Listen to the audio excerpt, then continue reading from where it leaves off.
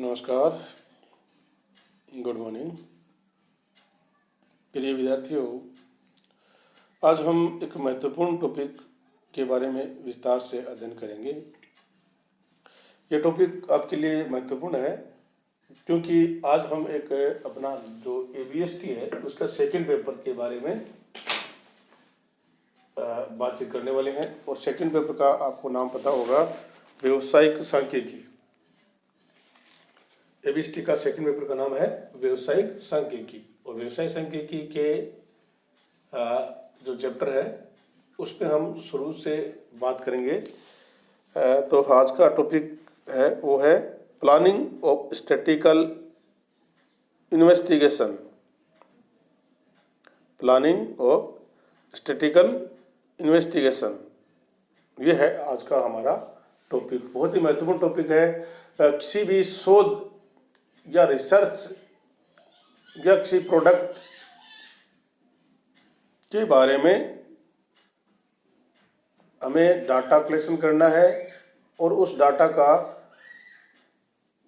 विश्लेषण करके हम किसी भी डिसीजन पर पहुंच सकते हैं। तो बहुत महत्वपूर्ण टॉपिक है, पूरा ध्यान से सुनना है और समझना है क्योंकि शुरुआत यहीं से होती है स्टैटिस्टिक्स की। अगर आपने शुरू में ध्यान दे दिया तो फिर आपको आगे प्रॉब्लम नहीं होगी, परंतु अगर शुरू से आपने ध्यान नहीं दिया तो फिर आपको स्टैटिस्टिक्स को समझना थोड़ा कठिन होगा और आपको प्रॉब्लम्स आ सकती है। इसलिए शुरू से ही पूरा ध्यान देंगे तो आपको ये इजी समझ में आएगा। तो शुरू करते हैं आज का topic, planning of statistical investigation, सांख्यिकीय अनुसंधान का आयोजन।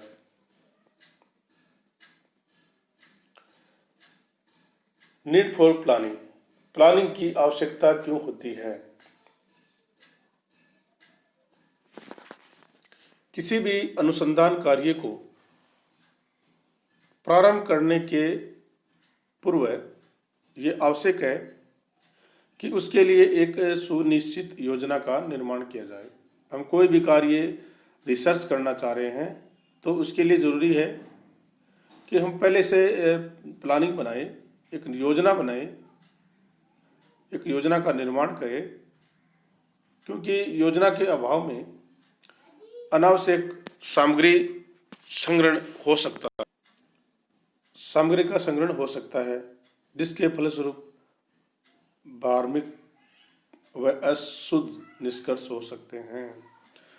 भ्रम से भरे हुए निष्कर्ष, अशुद्ध निष्कर्ष हो सकते हैं। अगर प्लानिंग नहीं बनाएंगे तो हम डाटा कलेक्शन कर लेंगे जिन्हें डाटा की हमें आवश्यकता नहीं है, तो इसे जो डाटा का कलेक्शन करने के बाद जो हम रिजल्ट चाहते हैं वो रिजल्ट अशुद्ध निष्कर्ष होंगे।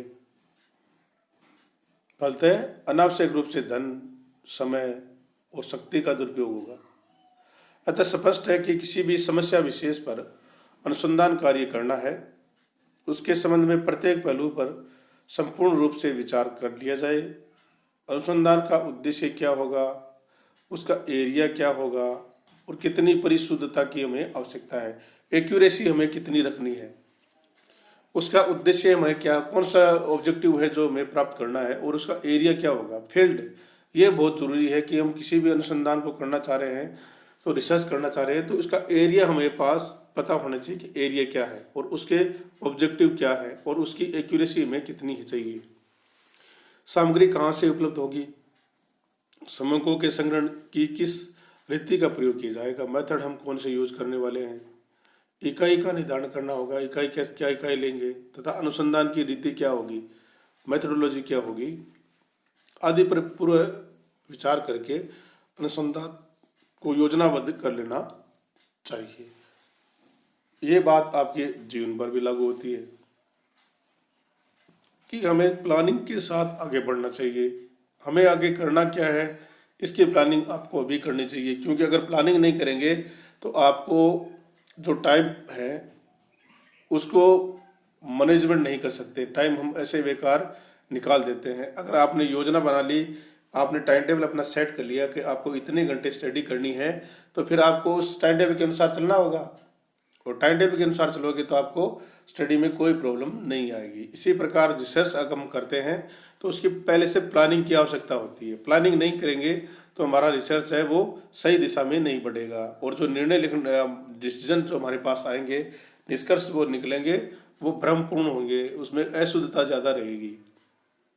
अतः सभी बातों पर विचार करके उसकी इकाई क्या होगी, मेथोडोलॉजी क्या होगी, उसकी एक्यूरेसी कितनी होगी, उद्देश्य क्या होंगे, क्षेत्र क्या होंगे, इन सब के बारे में पहले से बातचीत कर लेनी चाहिए। इस प्रकार उपरोक्त समस्त बिंदु पर विचार करके एक योजना बनाना ही अनुसंधान का नियोजन कहलाता है। तो इसलिए प्लानिंग की हमें आवश्यकता होती है। ठीक है, चले नेक्स्ट। ये देखिए, अब आता है मीनिंग ऑफ स्टैटिस्टिकल इन्वेस्टिगेशन। सांख्यिकी अनुसंधान का अर्थ क्या है? सांख्यिकी शब्द का जो अर्थ है, साधारण शब्दों में अनुसंधान से तात्पर्य ज्ञान की खोज है। अनुसंधान का साधारण शब्दों में हम यूज करें तो उसका मतलब होता है ज्ञान की खोज। सांख्यिकी अनुसंधान में ज्ञान की खोज समकों का संग्रहण करके सांख्यिकी रीतियों के प्रयोग द्वारा की जाती है। हम डाटा को कलेक्शन करते हैं और डाटा को कलेक्शन करने के बाद स्टैटिस्टिकल मेथड्स का यूज करते हैं और उसके माध्यम से हम डिसीजन पर पहुंचते हैं, ज्ञान की खोज करते हैं।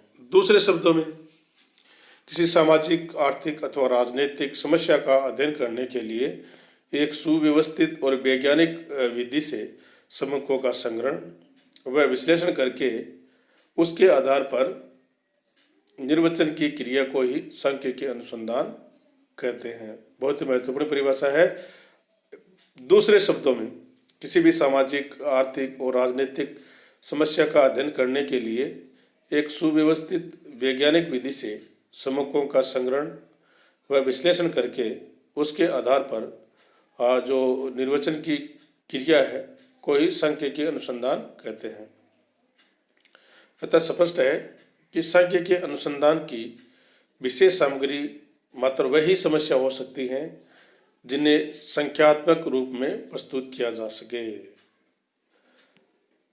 अगर हमारे पास संख्या के रूप में प्रस्तुत करने की कोई डाटा नहीं है तो उसका विश्लेषण हम नहीं कर सकते। संख्या का विश्लेषण तभी कर सकते हैं वो संख्या के रूप में हमारे पास उपस्थित हो। उदाहरण के लिए समझें कि देश की जनसंख्या, तो उसको हम डाटा में चेंज कर सकते हैं। औद्योगिक मजदूरों की आर्थिक स्थिति, उसकी जो कंडीशन है, फाइनेंशियल कंडीशन है देश के मजदूरों की, उसकी स्थिति को हम विश्लेषण कर सकते हैं।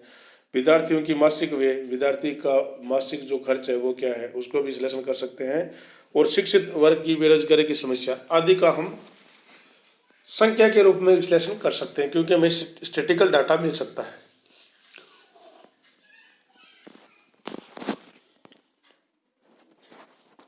अब हम स्टेप बाय स्टेप चलेंगे कि सांख्यिकी अनुसंधान किस प्रकार से किया जाता है। एक प्रोसेस होती है, उस प्रोसेस में स्टेप बाय स्टेप चलना होता है। तो सांख्यिकी अनुसंधान के विभिन्न चरण निम्न प्रकार से हैं। देखिए, निम्न प्रकार से हैं।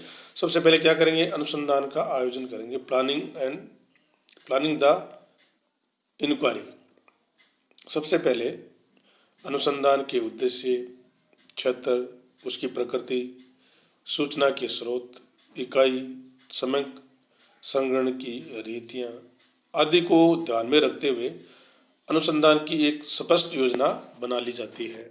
हमें किसी भी समस्या पर कोई अनुसंधान करना है तो अनुसंधान के उद्देश्य, सबसे पहले हमें ऑब्जेक्टिव चाहिए कि हम ऑब्जेक्टिव क्या प्राप्त करना चाह रहे हैं। अगर हमारे पास ऑब्जेक्टिव नहीं होंगे तो हम आगे नहीं बढ़ सकते। फिर उसका क्षेत्र क्या है, ये जो जरूरी है। एरिया हम कितना लेना चाह रहे हैं, पूरे राजस्थान का करना चाहते हैं या चूरू जिले का करना चाहते हैं या चूरू तहसील का करना चाहते हैं, ये आपको पहले से पता होना चाहिए। और उसकी प्रकृति, नेचर क्या होगा, सूचना के स्रोत क्या होंगे, इकाई हम क्या लेंगे, समकों के संग्रहण की मेथड क्या होगी आदि को ध्यान में रखते हुए एक स्पष्ट योजना बना लेनी चाहिए। पहला काम हमारा यही है डिसाइड करने का। सेकंड क्या करेंगे, जो डाटा है उनका कलेक्शन करेंगे, डाटा कलेक्शन ऑफ डाटा। अनुसंधान का अगला चरण आवश्यक कच्ची सामग्री एकत्रित करना है, रॉ मटेरियल को है वो कलेक्शन करना है। श्रमिकों को संग्रहण करने हेतु विभिन्न रीतियों का प्रयोग किया जाएगा। इस कार्य के लिए कुछ शोध योग्य शोध सहायकों सर्वेक्षकों की नियुक्ति की जानी चाहिए। विभिन्न प्रकार की प्रश्नावली, क्वेश्चनरी, अनुसूचियां आदि तैयार की जानी चाहिए और संबंधित व्यक्ति के पास भेजने की व्यवस्था होनी चाहिए। जो हमने क्वेश्चनरी और अनुसूचियां तैयार की है वो सही व्यक्ति तक पहुंचे, इसकी हमें व्यवस्था करनी चाहिए। इसके अतिरिक्त वापस आई हुई प्रश्नावलियों को सुरक्षित रखने की व्यवस्था अवश्य करनी चाहिए। अगर डाटा कलेक्शन हमने कर लिया तो उसको डाटा को कलेक्शन करके रखने की व्यवस्था भी हमें करनी चाहिए।